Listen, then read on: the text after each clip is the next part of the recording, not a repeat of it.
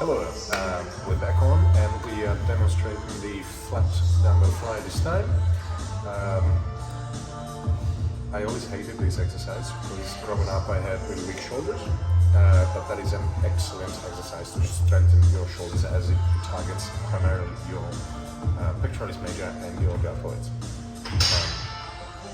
So the exercise consists in just lying flat on a bench, holding the dumbbells with arms fully extended on top of your chest, and then lowering it down, slightly flexing your elbows until the dumbbells are at level with your shoulders. Now it is very important that we maintain again the 5 points of contact throughout the whole exercise. So we want to have our feet planted on the ground, our legs and glutes, back, head and hands always in contact to make sure that we are really well aligned and that we are performing the exercise safely and thoroughly. Now it is very important to have neutral spine because when we are engaging our shoulders, and especially during these movements, which would be a horizontal abduction movement, we expose the frontal deltoids quite a lot.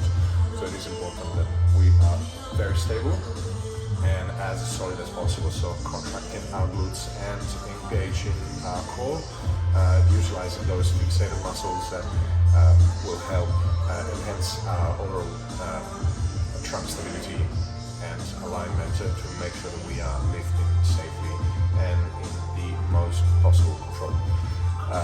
Now the exercise is really simple and it only involves a flat bench and dumbbells. In this case I'm starting with a really small weight because I haven't been training due to a little injury.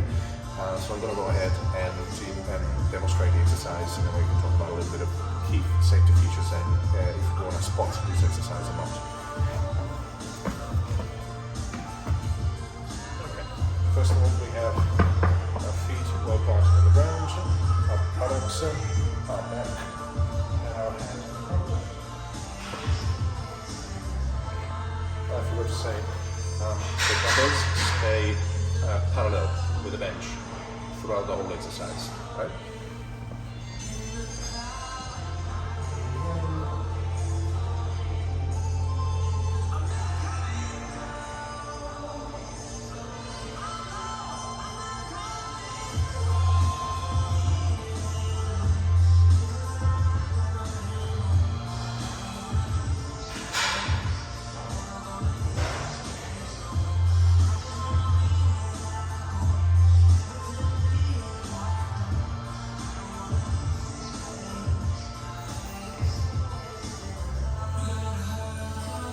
Now, in my case, I was using very small weights, so it is quite easier.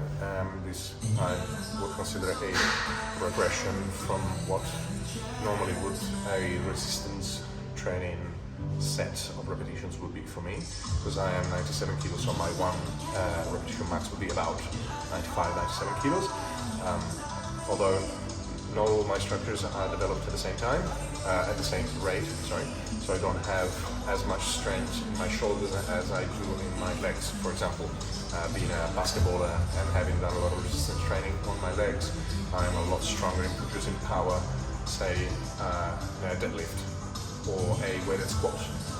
So because my shoulders are not too strong, I like to start with a very considerably light 5 kilo dumbbell, but an exercise performed well will result in improvements as we start our journey through resistance training and strength and conditioning exercises.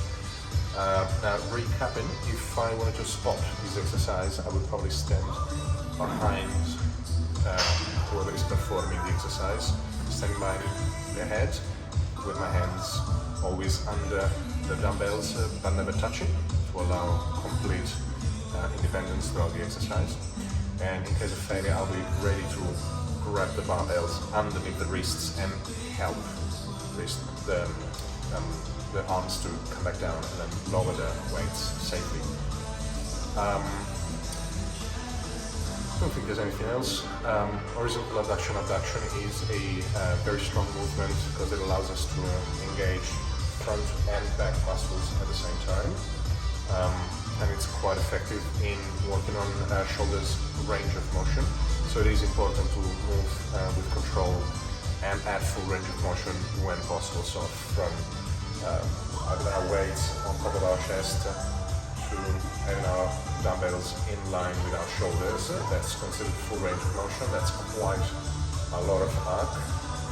We're talking about almost 90 degrees, 90 to 100 degrees of shoulder horizontal abduction. So yeah, it is quite a challenging exercise if done properly and with more considerable amount of weights. Now this is only a demonstration, so we just try to understand how is this exercise performed at its best.